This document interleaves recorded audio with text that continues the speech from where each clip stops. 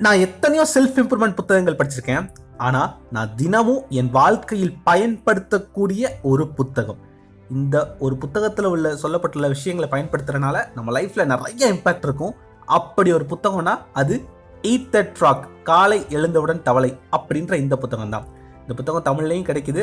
நல்ல ஒரு புத்தகம், கண்டிப்பா வாசிங்க. இந்த புத்தகத்தை பத்தி ஆல்ரெடி நான் நம்ம சேனல்ல நிறைய விஷயங்கள் சொல்லியிருக்கேன். இருந்தாலும் மறுபடியும் உங்களுக்கு ஞாபகப்படுத்தணும் அப்படின்றதுக்காக இந்த புத்தகத்துல உள்ள 21 முக்கியமான பாயிண்ட்டை இப்போ உங்களோட பகிர்ந்துக்க விரும்புறேன். இந்த புத்தகத்தோட மைய கருத்து என்ன அப்படின்னா, இப்போ ஒரு வேலை ரொம்ப ரொம்ப முக்கியமான வேலை அப்படின்னு நமக்கு தெரியும். ஆனா அது அப்புறமா செய்வோம் தள்ளி போட்டுக்கிட்டே இருப்போம். அந்த மாதிரி வேலையை தள்ளி போடாம அந்த முக்கியமான வேலையை முதல்ல செய்யும். காலை எழுந்தவுடன் தவளை, அப்படி பண்ணா நம்ம வாழ்க்கை சிறப்பா இருக்கும். உதாரணத்துக்கு இப்ப நம்ம வாழ்க்கைக்கு கம்யூனிகேஷன் ஸ்கில்லை டெவலப் பண்றதுதான் முக்கியமான வேலை.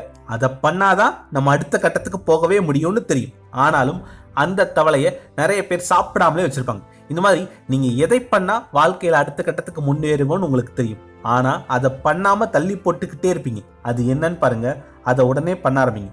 இந்த மாதிரி நம்ம வாழ்க்கையில பண்ண வேண்டிய முக்கியமான வேலை என்ன, இந்த மாசத்துக்குள்ள பண்ண வேண்டிய முக்கியமான வேலை என்ன, இன்னைக்கு பண்ண வேண்டிய முக்கியமான வேலை என்னன்னு தேர்ந்தெடுங்க. அதை முதல்ல பண்ண ஆரம்பிங்க. இந்த மாதிரி முக்கியமான வேலைகளை தள்ளி போடாம செய்யறது எப்படி அப்படின்னு ஒரு 21 டெக்னிக் இந்த புத்தகத்துல ஆசிரியர் சொல்லியிருக்கிறாரு. அதை ஷார்ட் அண்ட் ஸ்வீட்டா பார்க்கலாமா? ஃபர்ஸ்ட் பாயிண்ட், செட் தி டேபிள். உங்களுக்குன்னு முக்கியமான இலக்குகளை தீர்மானிங்க. இங்குள்ள நிறைய பேர் முக்கியமான வேலைகளை செய்யாம தள்ளி போடுறாங்கன்றது ஓகே. ஆனால் இன்னும் சில பேருக்கு எது முக்கியமான வேலை, எதை நம்ம இப்ப செய்யணும், நம்மளோட இலக்கு என்ன அப்படின்றதே தெரியலங்க.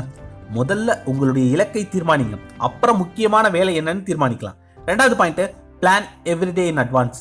நாளைக்கு என்ன செய்ய போறோம் அப்படின்னு முதல் நாள் இரவே பிளான் பண்ணிட்டோம் அப்படின்னா அதை செய்யறது ஈஸி. மூணாவது point, apply the 80-20 rule to everything. 80-20 rule பத்தி உங்க எல்லாருக்கும் தெரியும்னு நினைக்கிறேன். நீங்க நாளைக்கு 10 வேலைகள் செய்ய போறீங்க. அப்போ நாளைக்கு என்னென்ன 10 வேலைகள் செய்ய போறோம்னு ஒரு லிஸ்ட் எழுதுங்க.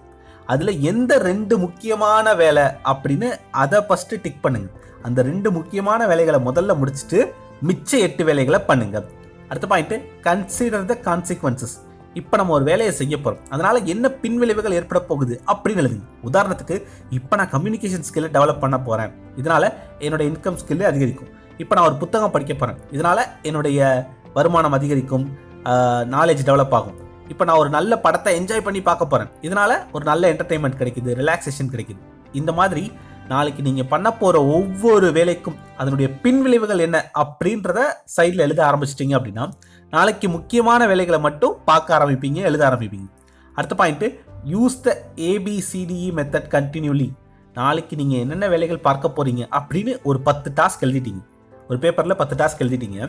இதுல எது ரொம்ப முக்கியமோ அதுக்கு பக்கத்துல ஏன்னு போடுங்க. அதுக்கடுத்த முக்கியமான வேலைகளுக்கு B, அதற்கடுத்த முக்கியமான வேலைகளுக்கு C. இந்த மாதிரி எல்லா வேலைக்கு பக்கத்துலையும் ABCன்னு கேட்டகரி பண்ணிக்கோங்க. A கேட்டகரி வேலையை முடித்த பிறகுதான் B கேட்டகரி ஆரம்பிக்கணும், அதுக்கப்புறம் தான் C கேட்டகரி. இப்படி ஒவ்வொரு வேலையும் பிரையாரிட்டைஸ் பண்ண தெரிஞ்சுக்கோங்க. அடுத்த point, focus on key result areas. முக்கியமான விளைவுகளுக்கான பகுதிகள் மீது கவனம் செலுத்துங்க. இந்த வேலையை நம்ம செய்ய போறதால எந்த மாதிரியான ரிசல்ட் நமக்கு கிடைக்க போகுது அப்படின்றத சைட்ல எழுதிக்கோங்க. அதன் பிறகு அதிகமான ரிசல்ட் கிடைக்கக்கூடிய வேலைகளை மட்டும் முதல்ல பண்ண ஆரம்பிங்க. அதுக்கடுத்த பாயிண்ட், பிராக்டிஸ் கிரியேட்டிவ் ப்ரோக்ராஸ்டினேஷன். சில நேரங்கள்ல சில வேலைகளை தள்ளி போடுவது நல்லது. இந்த வேலையை நம்ம இப்ப பண்ணுமா அப்புறமா பண்ணலாமான்னு யோசிங்க. நாளைக்கு நம்ம பண்ண வேண்டிய 10 வேலைகள் எதுன்னு ஒரு பேப்பர்ல எழுதிக்கோங்க. அதுல 2 வேலைகளை நீங்களே தூக்கி எரிஞ்சிருங்க, அடிச்சிருங்க. நாளைக்கு இதை பண்ண வேணாம், 8 வேலை பண்ணா போதும்னு தீர்மானிங்க. அதுக்கடுத்த point, apply the law of 3. 3 விதியை பயன்படுத்துங்க. அதாவது உங்க வாழ்க்கையில மிகப்பெரிய மாற்றத்தை ஏற்படுத்தக்கூடிய 3 முக்கியமான விஷயங்கள் என்னென்னு யோசிங்க. அடுத்த 1 மாசத்துக்கோ இல்ல 3 மாசத்துக்கோ அந்த 3 விஷயத்த மட்டுமே பண்ணுங்க. உதாரணத்துக்கு இப்போ வெயிட் லாஸ் பண்றது தான் என்னோட முக்கியமான கோல் அப்படின்னா உங்களோட பெரும்பான்மையான நேரத்தை அதுல மட்டுமே செலவழிங்க. இப்போ கம்யூனிகேஷன் ஸ்கில்லை டெவலப் பண்றது தான் என்னோட முக்கியமான கோல் அப்படின்னா அடுத்த 3 மாசத்துக்கு அதுல மட்டும் பெரும்பான்மையான நேரத்தை செலவழிங்க. 3 மாசத்துல இந்த மாதிரி வெயிட்டை குறைச்சிட்டு கம்யூனிகேஷன் ஸ்கில்லை டெவலப் பண்ணிட்டு அதுக்கப்புறம் மற்ற வேலைகளை பாருங்க. இந்த மாதிரி 3 முக்கியமான வேலைகளை தேர்ந்தெடுங்க. அடுத்த 3 மாசமும் அந்த 3 முக்கியமான வேலையை மட்டும்தான் பண்ண போறோம்னு முடிவெடுத்து அதை மட்டுமே பண்ணுங்க. அதற்கடுத்த point, prepare thoroughly before you begin. ஒரு வேலையை நீங்க பண்ண ஆரம்பிக்கிறதுக்கு முன்னாடி அதுக்கு என்னென்ன தேவையோ அது எல்லாத்தையும் ஒரே இடத்துல எடுத்து வச்சுட்டு அதன் பிறகு அந்த வேலையை தொடங்குங்க. அடுத்த point, take it 1 barrel at a time. ஒரு நேரத்தில் ஒரு வேலையில் மட்டும் கவனம் செலுத்துங்க. தயவு செஞ்சு மல்டி டாஸ்கிங் பண்ணாதீங்க. அதுக்கடுத்த point, upgrade your key skills. இந்த வேலையை இன்னும் சீக்கிரமாக எப்படி பண்ணுறது, அதற்கு ஏதாவது வாய்ப்பு இருக்கா, அதுக்கு நான் ஏதாவது என்னோட ஸ்கில்லை டெவலப் பண்ணிக்கணுமா அப்படின்னு யோசிச்சு உங்கள் ஸ்கில்லை டெவலப் பண்ணுறதை பற்றி யோசிங்க. உங்கள் ஸ்கில்ஸை டெவலப் பண்ணுறதுக்காக கண்டிப்பாக நேரத்தை செலவழிங்க. பெரும்பாலான மனிதர்கள் மரத்தை வெட்டுறதுல தான் குறியா இருக்காங்களே தவிர்த்து கோடாரியை கூர்த்திட்ட யாரும் முயற்சிக்கிறது இல்லை. முதல்ல உங்களோட கோடாரியை கூர்த்திட்டுங்க, அப்புறம் மரத்தை வெட்டிக்கலாம். அதற்கடுத்த point, identify your key constraint. உங்களை மட்டுப்படுத்தும் விஷயங்களை கண்டுபிடிங்க. உங்களை டைவர்ட் பண்ணக்கூடிய விஷயங்கள், உங்கள் நேரத்தை வீணாக்கக்கூடிய விஷயங்கள் எதுன்னு ஒரு 3 விஷயத்தை எழுதுங்க. அதை அடுத்த 3 மாதத்துக்கு பண்ணவே பண்ணாதீங்க. அதுக்கடுத்த point, put the pressure on yourself. அடுத்த 1 மாதத்துக்குள்ளே இதை நான் பண்ணி ஆகணும், 3 வாரத்துக்குள்ளே நான் இதை பண்ணி ஆகணும் அப்படின்னு ஒரு டார்கெட் வச்சு ஒரு ப்ரெஷர் உங்கள் மேலே நீங்களே போட்டுக்கோங்க. அப்போ உடனே அந்த வேலைகளை பண்ண ஆரம்பிப்பீங்க. அடுத்த point, motivate your self into action. இப்போ இந்த வீடியோ பார்க்கும்போது உங்களுக்கு ஆர்வமாக இருக்கும், நானும் இதெல்லாம் பண்ணணும் அப்படின்னு 3 நாள் பண்ணுவீங்க, அப்புறம் டயர்ட் ஆயிடுவீங்க. அப்படி இல்லாமல் தொடர்ந்து மோட்டிவேஷன் வீடியோஸ் பாருங்கள். நம்ம சேனலில் உள்ள வீடியோஸ் தான் பார்க்கணும் இல்லை, காலையில் எழுந்ததுமே ஒரு நல்ல மோட்டிவேஷன் வீடியோஸ் பார்க்குறத வழக்கமாக வச்சுக்கோங்க. அது எப்பயுமே உங்களை உற்சாகமாக வச்சுக்கும்.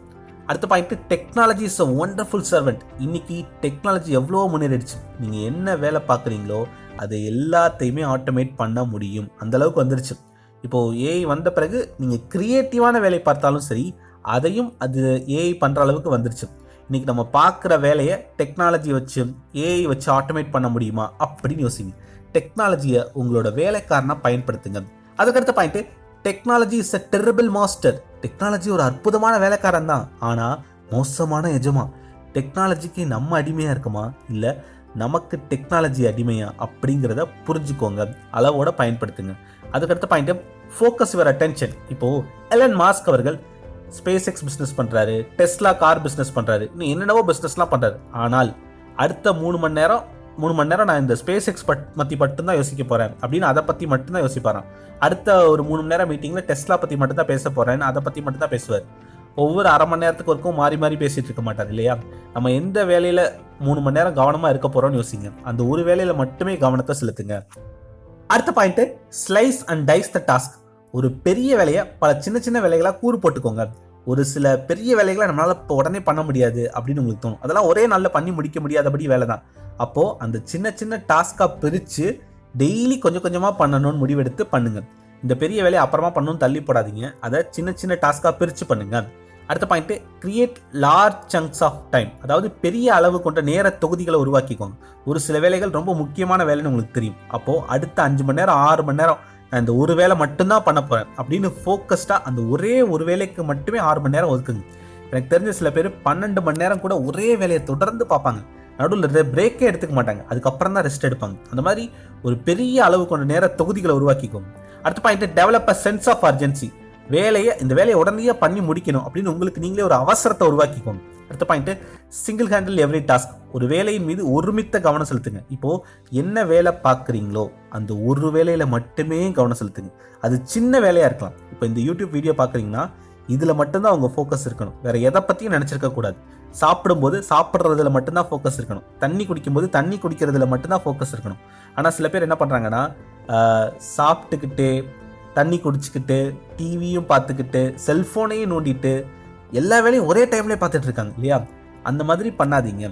எந்த ஒரு வேலை பார்க்குறீங்களோ அந்த ஒரு வேலையில் மட்டும் ஃபோக்கஸ்டாக இருங்க. அவ்வளவுதாங்க. இதான் 21 டெக்னிக். இதில் நான் ரெகுலராக பயன்படுத்தக்கூடிய 3 டெக்னிக் எதுன்னு தெரியுமா? Plan every day in advance, use the ABCDE method continuously, develop a sense of urgency. இந்த 3 பாயிண்ட்டையும் நான் எப்போதும் பயன்படுத்துகிறேன். இந்த 21 டெக்னிக்கில் எது பெஸ்ட்டு 5 டெக்னிக் அப்படின்னு நீங்கள் சூஸ் பண்ணுங்கள். அந்த 5 பாயிண்ட்டை நீங்கள் ரெகுலராக பயன்படுத்த முயற்சி பண்ணுங்கள். இந்த மாதிரி இன்னும் இன்ட்ரெஸ்டிங்காக நிறைய புத்தகங்களில் உள்ள விஷயங்கள், லா ஆஃப் அட்ராக்ஷன், அதை விட அதை எப்படி பயன்படுத்துறதுக்கான ட்ராக்கர்ஸு, இந்த மாதிரி இன்னும் நிறைய விஷயங்கள் நான் மெம்பர்ஸ் ஒன்லி வீடியோவாக போட்டிருக்கேன். நம்ம சேனலோட சப்ஸ்கிரைப் பட்டனுக்கு பக்கத்தில் ஜாயின் பட்டன் ஒரு ஆப்ஷன் இருக்கா, அதை கிளிக் பண்ணிங்கன்னா அந்த மெம்பர்ஸ் ஒன்லி வீடியோஸை நீங்களும் பார்க்கலாம். இந்த மாதிரி இன்னும் நிறைய இன்ட்ரெஸ்டிங்கான விஷயங்கள், நிறைய இன்ட்ரெஸ்டிங்கான புத்தகங்கள், மோட்டிவேஷன் ஸ்டோரிஸ் இதெல்லாம் தெரிஞ்சுக்க நம்ம சேனலை தொடர்ந்து பாருங்கள். ட்ரீம் பிக், அச்சீவ் பிக், எண்ணுவதெல்லாம் உயர்வு. அதுக்கு முன்னாடி ஒரே ஒரு சின்ன விஷயம் திரும்ப சொல்கிறேன். உங்கள் வாழ்க்கையில் எது முக்கியமான வேலைன்னு தெரியும். கம்யூனிகேஷன் ஸ்கில்லை டெவலப் பண்ணுறதோ இல்லை ஏதோ ஒன்று, அந்த வேலையை தள்ளி போடாமல் நாளையிலேருந்து பண்ண ஆரம்பிங்க.